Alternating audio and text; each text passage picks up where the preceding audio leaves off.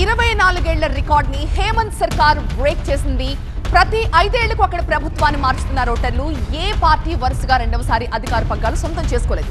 అయితే ఈసారి వరుసగా రెండవసారి అధికారాన్ని సొంతం చేసుకునే దిశగా హేమంత్ సోరెన్ దూసుకుపోతున్నారు. జార్ఖండ్ లో జేఎంఎం కూటమి విజయానికి 2 అంశాలు కలిసొచ్చాయి.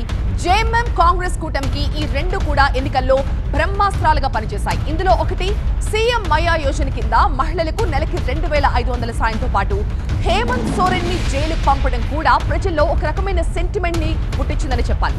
దీంతో జేఎంఎం కాంగ్రెస్ కూటమికి 51 సీట్ల మెజారిటీ ఇచ్చారు జార్ఖండ్ ప్రజలు. ఇక జార్ఖండ్ లో ఎగ్జిట్ పోల్స్ అంచనాలన్నీ కూడా తలకిందులైపోయాయి. అక్కడి ప్రజలు మళ్ళీ హేమంత్ సోరెన్ జేఎంఎం నేతృత్వంలోని ఇండియా కూటమికే పట్టం కట్టారు. దీంతో ఎలాగైనా అక్కడ అధికార పీఠాన్ని దక్కించుకోవాలనుకున్న కమలనాథుల ఆశలన్నీ అడియాసలైపోయాయి.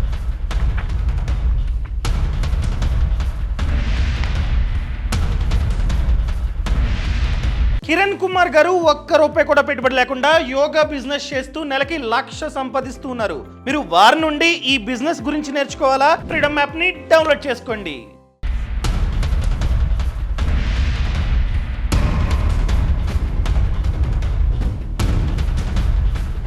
సో మా ప్రతినిధి రూపేష్ ప్రస్తుతం మనకి జార్ఖండ్ నుంచి లైవ్ లో అందుబాటులో ఉన్నారు. రూపేష్, हेमंत सोरेन की जीत के पीछे फैक्टर्स क्या है?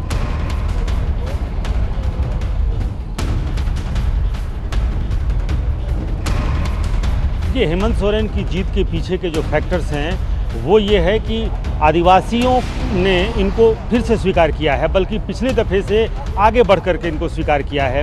जिस तरीके से हेमंत सोरेन जेल गए, ईडी ने उन्हें गिरफ्तार किया, जेल गए और जेल के अंदर ही उन्होंने शिबू सोरेन के एक प्रतिरूप के रूप में वो बाहर निकले थे। उसी तरीके से बाल, उसी तरीके से उन्होंने दाढ़ी और पूरा अपना लुक जो है वो चेंज करके शिबू सोरेन, और आदिवासियों को में शिबू सोरेन को दिसोम गुरु मानते हैं और दिसोम गुरु की छवि हेमंत सोरेन में दिखी।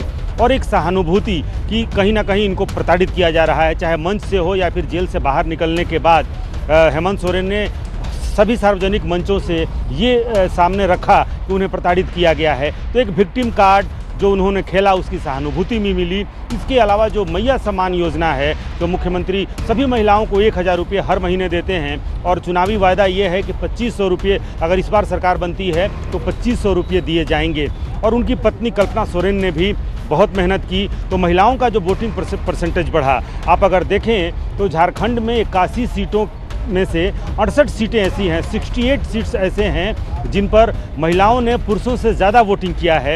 तो महिला सम्मान योजना, कल्पना सोरेन की स्वीकार्यता, कल्पना सोरेन जो हेमंत सोरेन की पत्नी भी है और हाल ही में उन्होंने राजनीति में कदम रखा और गांडे में जो उपचुनाव हुआ उस उपचुनाव में वो जीत करके आई और इस बार उपचुनाव के बाद वो गांडे से चुनाव भी लड़ रही हैं।